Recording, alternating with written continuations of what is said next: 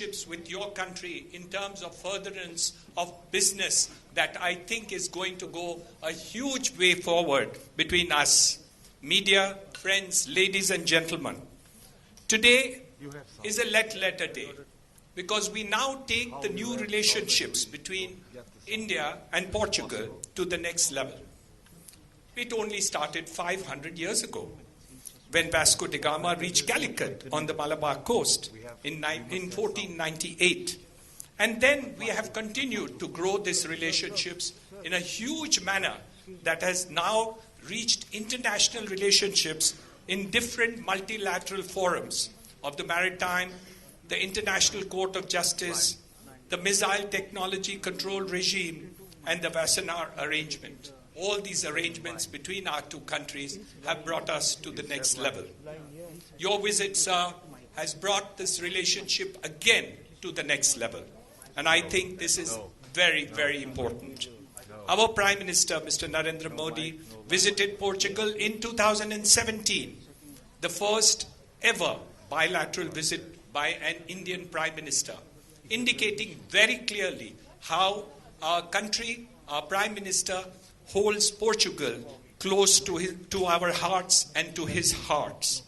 Also, prior to that, Prime Minister Atal Bihari Vajpayee had also visited Portugal for the first time during the India-EU summit in Lisbon in the year 2000. It is extremely important and understanding for us how the different relationships have crossed different levels. Portugal has a large Indian origin diaspora, now coming to about 67,000 individuals, of which 7,000 are even Indian nationals. It is a matter of great pride for us that the Portuguese people have elected a person of Indian origin as their Prime Minister, who continues to have a home in Goa. He is a paragon of success of the Indian diaspora abroad. We are, of course, delighted to share this thought.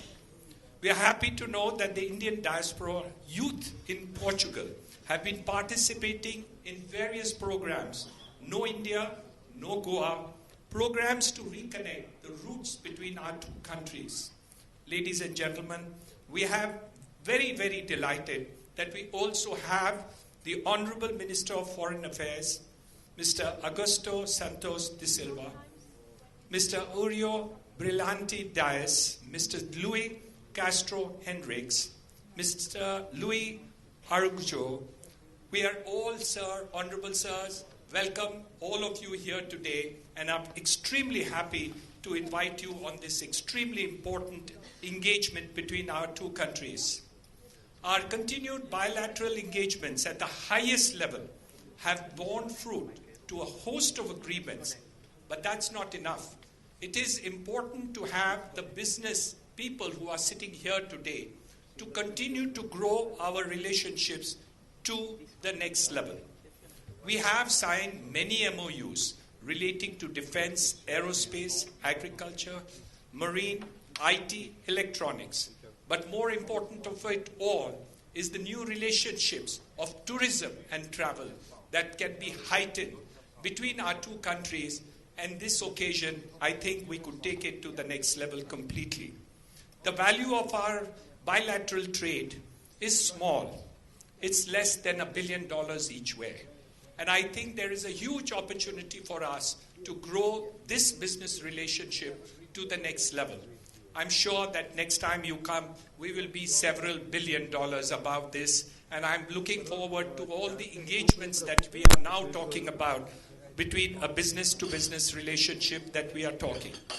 There are several Portuguese investments into India, and we are looking at that very, very fondly. The Birla, Visa, Pera, the Tata's relationship with your country, and several others that have been taking place. We are also very happy about the Indian investments, which include Sousa Solar, the TCS1, the Shakti Auto, the Zomato investments in Portugal. All these, I think, are indication of how Indians are looking at investments into Portugal. And I do believe that this will be both ways. Excellency, your visit has encouraged industry on both sides to engage closely with each other, work collaboratively for the prosperity of the people of both our countries and the greater economic development of our country, India and Portugal. Thank you, Your Excellency, once again for giving us this honor of your presence on an important and strategic Indo-Portugal business forum. Thank you very much and most welcome.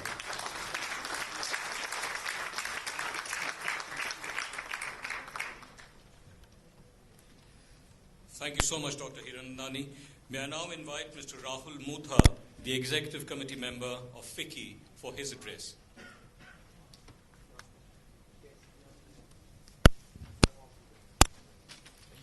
His Excellency Mr. Marcelo Rebelo de Sousa, Honorable President of the Portuguese Republic, Shri Piyush Goyal, Honorable Minister of Commerce and Industry and Railways, Government of India, His Excellency Mr. Augusto Santos Silva, Minister of Foreign Affairs of the Portuguese Republic, dignitaries on and off the dais, friends from media, ladies and gentlemen, good afternoon.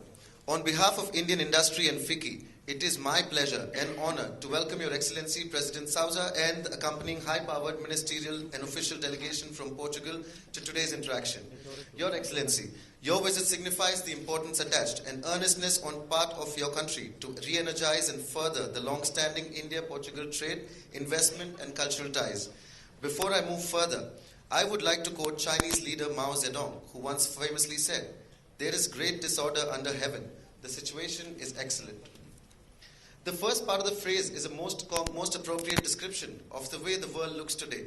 However, apart from the challenges, the emerging scenario is affording opportunities for countries to realign and widen their engagements, deepen their existing cooperation, to reshape things to come, and benefit by the process.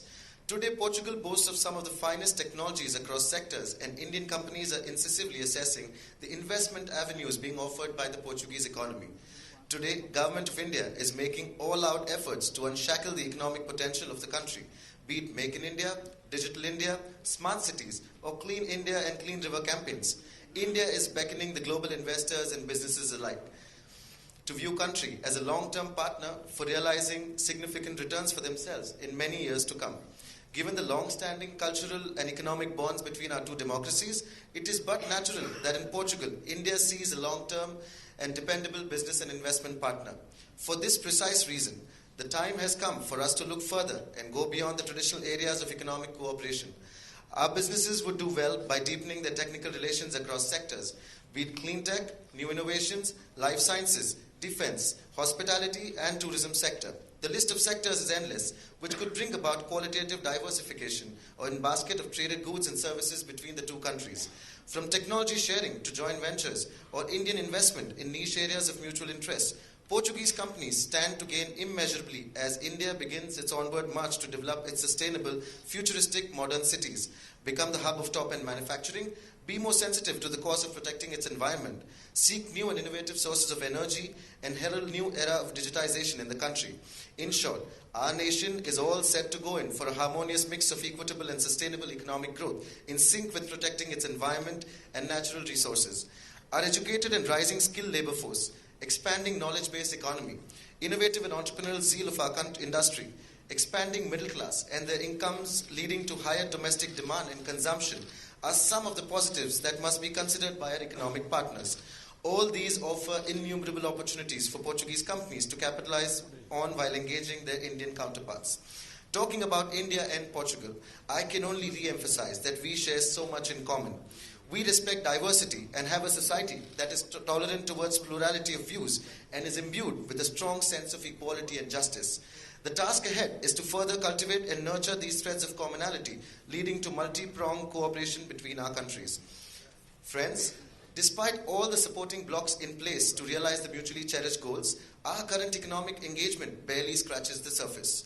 The bilateral trade, standing at $876 million in 2018 to 2019, is not only one-sided, but leaves much to be desired. With trade literally stagnating at these levels for many years now, urgent and substantive measures are required to turn the tide for our bilateral trade in the coming years. In terms of investments, the cumulative Portuguese investments in India amounted to just over $100 million over the period of April 2000 to September 2019, which was just 0.10% of the total FDI inflows in the country over the period. The figures are certainly not reflective of the deep cultural and economic bonds people of both the countries have enjoyed for centuries that should and could have translated into enhanced economic activity. Two important focus areas for India, infrastructure development and assured power to its rapidly expanding industrial base, are the ones in which Portugal can boast of its world-renowned expertise. India is looking at not only investing $1 trillion in upgrading its infrastructure, but is open to newer technologies and processes to optimize its efforts to attract investments at one hand and develop world-class infrastructure at accelerated pace at another. Another important area for India remains small and medium enterprises.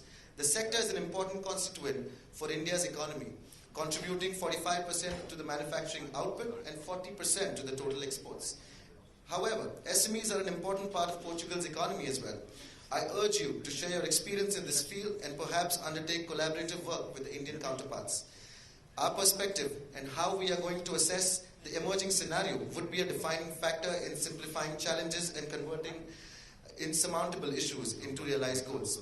With these words, I would once again, on behalf of Indian industry and FICCI, welcome Your Excellency and accompanying ministers and dignitaries at today's very important interaction, and look forward to hear your vision statement. Thank you.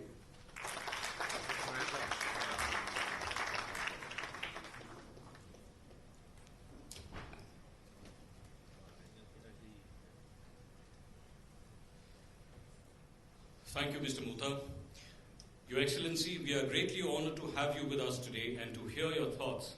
Sir, your presence greatly encourages us all, and we sincerely believe your vision would take the India-Portugal relationship to a higher level in the times to come. Mr. President, India and Portugal have been close and warm friends and share an excellent relationship. Our historical linkages have, over the years, helped strengthen our relations. Portugal consistently supports India at multilateral fora, and our political relationship has, over the years, been reinforced by exchanges at the highest levels, especially the visit of His Excellency Mr. Antonio Costa, the Prime Minister of Portugal, to India in January 2017 with a large official and business delegation, and the subsequent visit of our Prime Minister, Mr. Narendra Modi, to Portugal in June of 2017. Which have further led to several agreements and expanded the scope of our mutual relationship. Our bilateral trade and investment are on a good track, but there is undoubtedly tremendous scope for expanding both. And visits like these help in identifying and capitalizing on opportunities. With India emerging as a rapidly growing major economy, and Portugal increasingly looking at key emerging economies like India for enhancing trading and investment, the time is apt for Portugal and India to forge a stronger partnership focused on mutual growth. We are confident that the roadmap derived through the interactions at this forum would go a long way in intensifying and deepening bilateral relationships between the two countries. I would therefore like to make 3 specific suggestions on how our industries could perhaps work together. First, we could look at creating a forum along the lines of the CEO forum that we have for several other countries. It would comprise select CEOs on both sides who could meet twice a year. We could look at a dynamic sectoral forum to chalk out a roadmap for priority sectors. Second, we have industry-run centers of excellence on several subjects, including water, environment, digital transformation, food and agri, etc. We could look at institutional partnerships between our centers in these areas where industry could work with experts. And third, the Indian industry has also taken the lead in setting up and running sectoral skills councils. Portugal could consider partnering in some of the councils where it has deep expertise. We are very optimistic that your visit will add new dimensions to India-Portugal relationship through enhanced business-to-business and people-to-people contacts. We look forward to your address a little later today. Thank you so much indeed. With that, may I now invite our guest of honor, Mr. Piyush Goyal, the Honorable Minister of Commerce and Industry and Railways, Government of India, please address us. His Excellency Mr. Marcelo Rebelo de Sousa, the Honorable President of the Portuguese Republic, His Excellency Mr. Augusto Santos Silva, the Honorable Foreign Minister of the Portuguese Republic, other ministers accompanying the Honorable President, Mr. Luis Castro Henrique, my friend Mr. Niranjan Hiranandani from ASSOCHAM, Mr. Banmali Agarwal from CII, Mr. Rahul Mutha from FICCI, all the members accompanying the Honorable President from Portugal, distinguished ladies and gentlemen. This is the fourth high-level visit between India and Portugal in under 3 years, and underscores the very important dimension that the Indo-Portugal relationship is developing. And on behalf of 1.3 billion Indians, and more particularly on behalf of my home city of Mumbai, I warmly welcome you, Your Excellency, on your very first visit to Mumbai. I hope you have had a pleasant stay so far. I know after lunch you leave for Goa, and that will certainly hold a lot of exciting dimensions for all the people from Portugal who have accompanied you and for you. But I hope before you leave for Goa, you have the vada pav in Mumbai.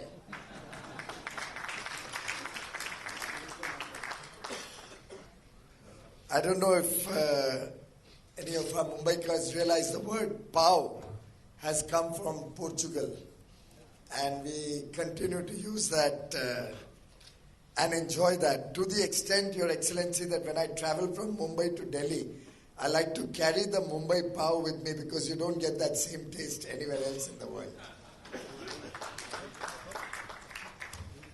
It's really a pleasure to join this business forum today morning. And in some sense, both the countries, Portugal and India, are outward-looking democracies focused on economic growth, investment, industry, and innovation. Our bilateral relations, as Niranjan just mentioned, are anchored in over 500 years of shared history, culture, tradition, language, and people-to-people ties. In fact, Mumbai was originally a Portuguese colony, which was gifted to the British. And we also cherish this connect with Portugal very, very deeply. The Prime Minister of Portugal, His Excellency Mr. Antonio Costa, is the first overseas citizen of India to have held such a high position in a Western country. And all of us in India are extremely proud that Portugal was able to absorb a person of Indian origin so easily and so much into your culture, into your political system. And I'm sure he will do both our nations proud in the work that he does, both for your country and for encouraging bilateral relations between the two countries. In fact, India also is catching the football bug nowadays. And I think our relations are moving forward and scoring goals as fast as Cristiano Ronaldo does for the Portuguese football team. I'm glad that you've had some very good engagements with the Prime Minister and with the President during the course of your discussions yesterday. A number of MOUs have been executed furthering cooperation in sectors such as industrial and intellectual property rights, maritime transport and port development, mobility partnerships, and startups. I had the occasion to meet with your business delegation yesterday in Delhi, and amongst the various sectors that we were discussing, real estate, infrastructure development, there was talk about a company which has tied up on the telecom infrastructure with an Indian company. In the course of the discussions, I had floated a suggestion which I would like to place before you for your kind consideration, Your Excellency. The Minister and I were discussing on ways to further cement this relationship of so many centuries and looking at the close connect that Goa has with Portugal, the people of Goa have with the people of Portugal. I had ventured to suggest that we could look at a government-to-government partnership in the state of Goa to promote tourism and create the entire ecosystem around tourism in the state of Goa. Your business, your investments will be very heartily welcomed by the people of Goa. Goa has a lot of similarities to, I'm given to understand, to the landscape in Portugal. The people, very many people there speak the language. It has a lovely coastline. It's my favorite tourist destination. And I believe that if we connect the dots of your infrastructure company's capabilities, the fact that you have 20 million tourists coming to Portugal every year, the beautiful shoreline that you have developed, the sports and other infrastructure that you have developed along the sea. To my mind, Goa, which already has a significant amount of international tourist traffic coming to Goa, where we are already developing a second and a much larger airport. The beaches are still very pristine, clean and beautiful. We have that traditional culture, yet a large number of five-star hotels and good modern facilities. I believe that if we were to work together to create a mini Portugal in Goa, we could truly make that a preferred destination for visitors from around the globe to come to India, to enjoy the lovely weather there round the year, 365 days in a year, very pleasant winters, warm summers for those who like it, like the sun, and outstanding monsoon. So I really believe that that's an area which I hope during your visit to Goa tomorrow we can discuss with the government there and possibly look forward to a greater engagement. We in India, Excellency, are very keen to expand this relationship with Portugal. Also, as we look forward to expanding our relations with the European Union. And as you very rightly spoke to the media earlier, that as you assume the presidency of the EU in 2021, we do hope to see a great impetus in the EU-India ties under your presidency, Your Excellency. We have a number of opportunities to work together, be it the pharmaceutical space, particularly to make healthcare more affordable in Portugal. India can supply a number of agricultural products like spices, pulses, jute, rice, wheat, a number of products where we have international presence and international leadership. The automobile sector is flourishing both in your country and in India, and I'm sure we can partner to look at electric mobility going forward to contribute to sustainability and the environment. There's good potential for infrastructure and the construction industry. And considering what we see as a good future ahead of us, we have decided to hold the next session of our Joint Economic Committee in India soon, as the Honourable Minister and I discussed, to review the gamut of our bilateral trade and economic relations. Of course, today, the 15th of February, is a very significant day in India's own economic history and science history. It is on this day in 2017 that our space research organization launched a record-breaking 104 satellites from a single rocket 3 years ago. It is also on this day last year that India and the Indian Railways, which I also look after, launched the very first train set, a train indigenously designed and manufactured by the Indian Railways, with modern amenities, with modern facilities and high quality safety features on 15th of February 2019. So for us in India, as we grow our manufacturing economy with an ambition to reach $1 trillion by 2025, as we embark on our mission to achieve a $3 trillion services industry by 2025, all of which culminates into a $5 trillion economy, which will take us to the club of $3,500–4,000 per capita income, which I believe is the cusp, is the threshold from which economies usually take off. We are all working towards establishing these benchmarks in the years to come, and we look forward to the partnership with Portugal to work together to make this happen. Excellency, both our countries share a number of words.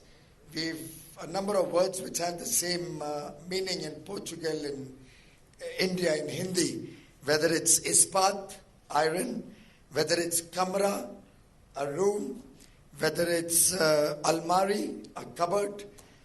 There's another word, chabi, a key.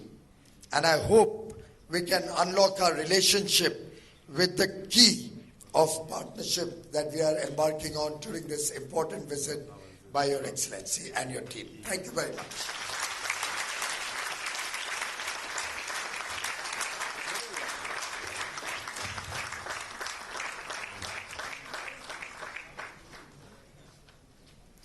Thank you so much, Honorable Minister.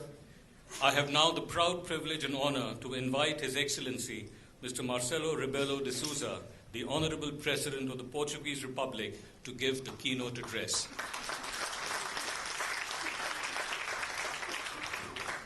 Honorable Minister Piyush Goyal, Honorable Minister Augusto Silva, Honorable Deputy Ministers coming from Portugal, Honorable Members of the Parliament representing the large majority of the parties in the Portuguese Parliament, dear friends, ladies and gentlemen, well, everything that is really important has been said. So I try a different approach to the subject of this seminar. I would call it a short, analytical approach. First of all, India is a global power. We're speaking of a global power. It's an economic global power. It's a social global power. It's the largest democracy in the world. It's a trustable country, a trustable partner, a trustable friend. Second point, Portugal has always been a platform among cultures, civilizations, oceans, and continents. That's the way we are. And we are trustable. The evolution of our economy shows it. The implementation of our democracy shows it. The stability, the safety, political, institutional, economic, and social stability show it. On ourselves, inside the European Union, with the Portuguese-speaking community, all over the world. Third, we know each other for very long. It's not the first time we meet. We know each other. And we know each other all over the world because we are both universal. We have our communities in every continent. And they work together. They work together in Portugal, they work together in India, but they work together in the Americas, in Africa, in Asia, all over the world. And we are, fourth, we are very similar. It seems a little bit strange. How could it be? Speaking of a Western country and an Eastern country, an European country and an Asian country, Portugal is not just an European country. It's a universal country. India is not just an Asian country, it's a universal country. We like building bridges. We are very good at it. All kinds of bridges. Cultural bridges, educational bridges, scientific bridges, technological bridges, economic bridges. It's the way we are. Fifth, for very long, we converged multilaterally.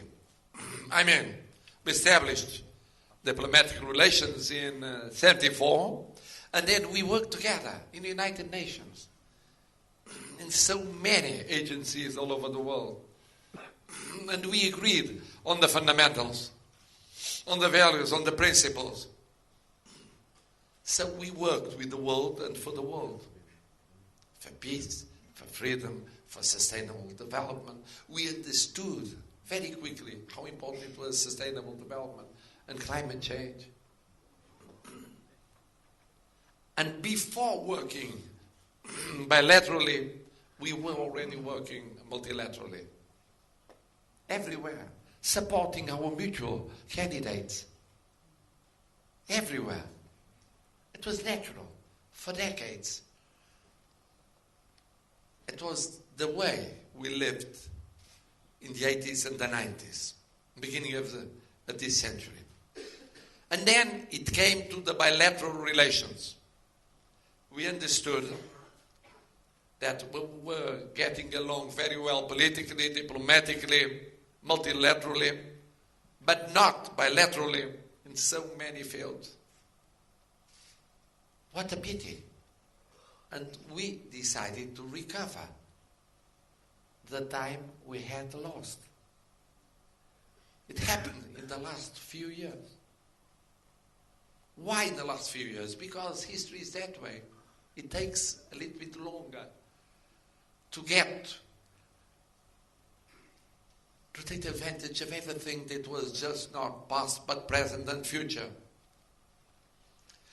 And of course, it was very important, empathy.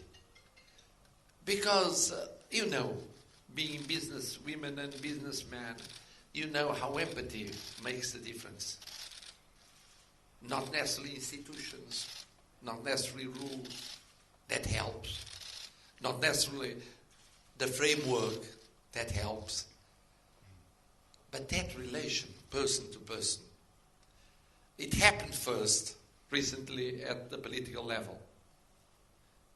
When Prime Minister António Costa had been said, being today the single European Prime Minister with Indian roots,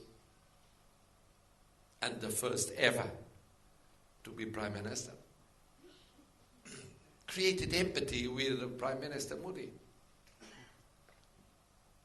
And we know from everyday life, I'm a university professor, that empathy is a key point. And they understood that they should act quickly. Prime Minister Costa came to India, Prime Minister Modi went to Portugal, Prime Minister Costa came back to India again. Here I am in India. And President Kovind promised to go to Portugal next year. So it goes quickly at the political level.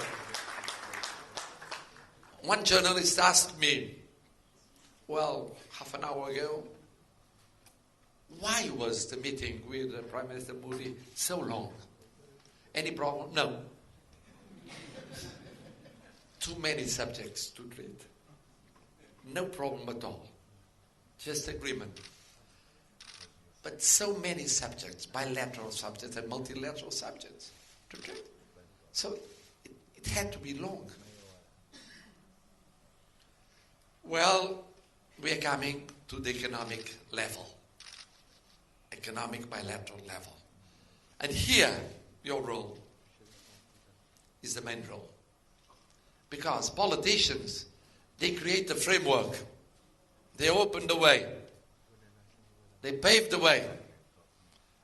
But they do not act in economics, in business, every day. It's up to you. Up to your companies. Up to your decision. Up to your will. It's not just a political will. It's an economic will. The same way it happens with universities and research centers, speaking of science and technology. And this seminar shows, in a way, because you have dealt with these different subjects, in which fields India can benefit from Portuguese expertise. Tourism, the minister, tourism, of course. Goa, of course. India as a whole, of course. Portugal, of course, for you. Renewable energies. You know how Portugal is very good at it. And you are very good too. We must cooperate. ICT. Both of us, we are very good at it. At a different scale. Environment industry. Infrastructures, water and sanitation. But much more than that, public works and construction. That's one of my fights. To convince Portuguese companies that are leading in so many countries all over the continents to come to India. And to be in India and work in India much more than I have ever done in the past. Blue economy. The oceans. The future of the oceans. In the research, but also in the business. So important for both of us. Maritime transport and ports. Automotive and electrical mobility. Mobility is one of the key words in the present and in the future. Mobility of people. We've signed yesterday an agreement on mobility. But you must create conditions for mobility. It's another priority for us to have your expertise, our expertise, together with your expertise in those fields. And quickly, because this is the right time. And then, of course, having had the political evolution, having seen so many companies coming from Portugal to India, working in India with success. Their names were quoted just now, and you know them. And Indian companies in Portugal, we want them more to invest in Portugal. And not forget, it has been said, that Portugal is not just going to have the presidency of the European Union next year, but Portugal is in a very, very special situation dealing with Great Britain after the Brexit. If you want to be in the European Union and keep your ties with United Kingdom, with Great Britain, by chance, England is our oldest ally. It's not only possible, but clever to use Portugal as a place to localize your companies. It is clever. It is almost obvious, rationally speaking. So obvious. So obvious that even the British are doing it themselves, partially. Which is natural because we have so many British investments in Portugal for centuries. And so this seminar is very stimulating because it's held here in Mumbai. I know that love has no explanations. We know it. That's the only reason why I can understand the decision of that Portuguese queen, Catherine, when she gave as a gift of her wedding, she loved that husband very much.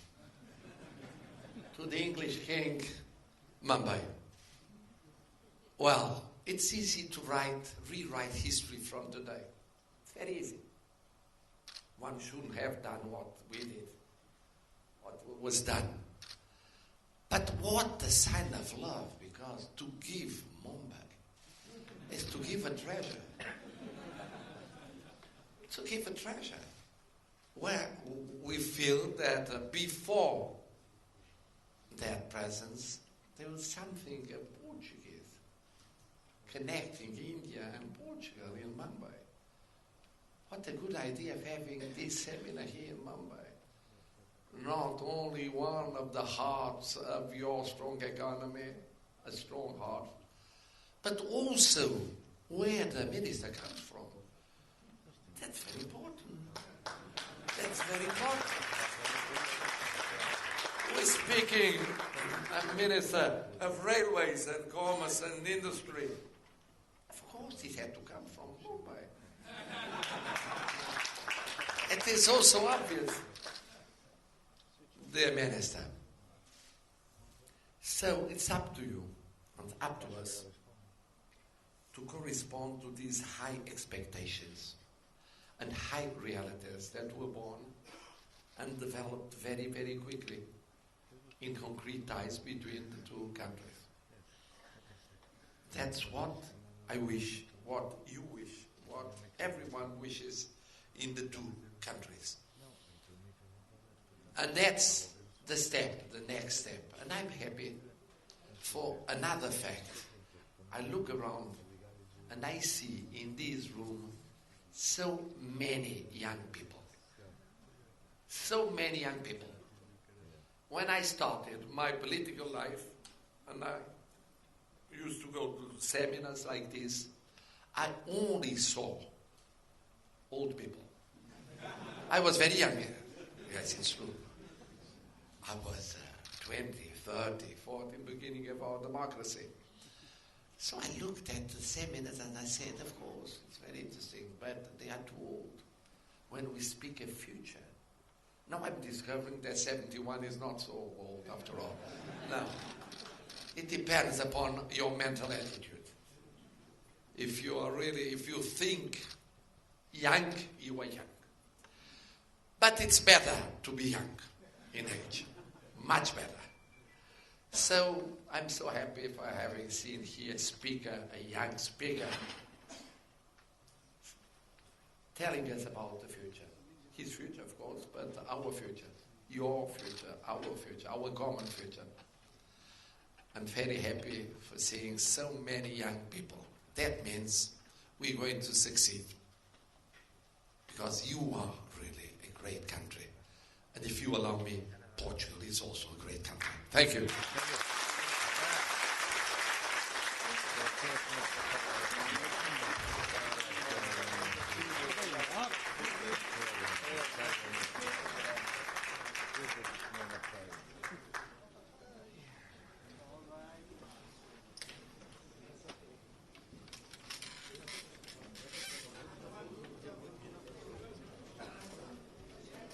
पुढे उभे राहतात photo काढायला जा पुढे photo सवीचे photo